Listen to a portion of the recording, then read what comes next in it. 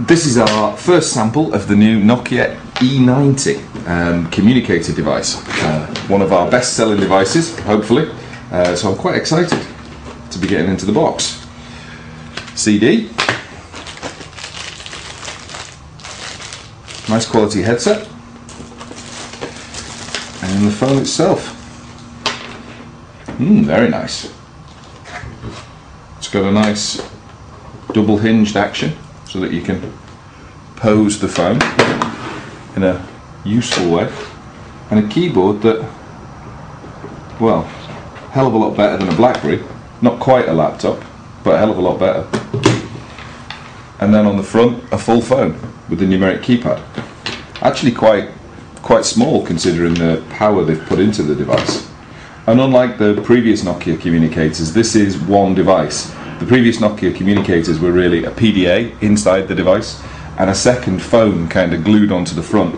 But this is an integrated unit, the same processor and the same communications chips running whether you have it open in landscape mode with the keyboard as a communicator, or whether you have it closed running as a phone, which means that the HSDPA and the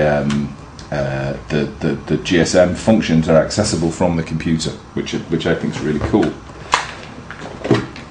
Comes with a 512 megabyte micro SD card and an adapter in the box, which is very nice, and a BP4L battery, which should give it plenty of grunt and a decent standby time.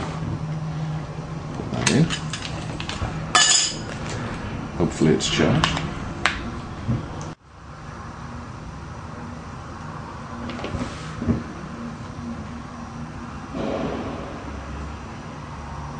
Second to boot up.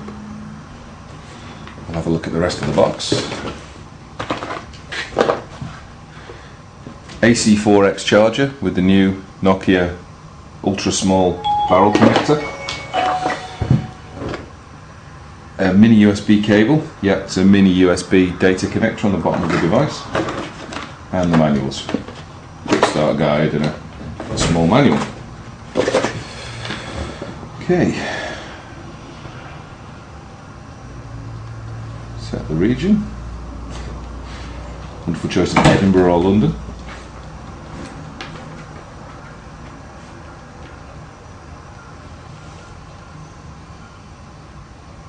Keys have got a nice feel to them. Time is now 08:39 AM. That's nice. Really good quality screen on the outside. That blue's very vivid. And then on the inside, again, looks like a pretty good quality.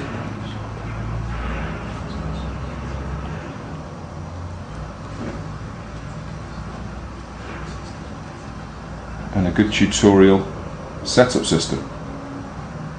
That screen really is very good indeed.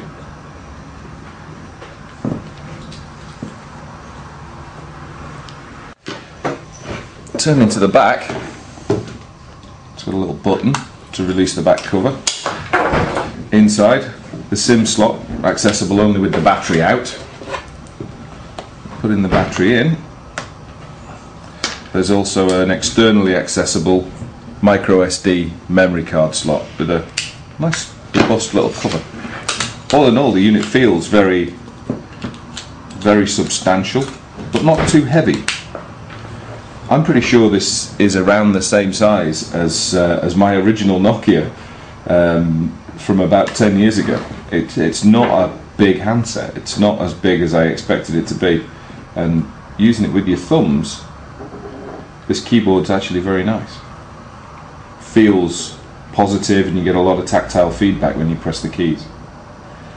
Little 5-way navigator up in the corner.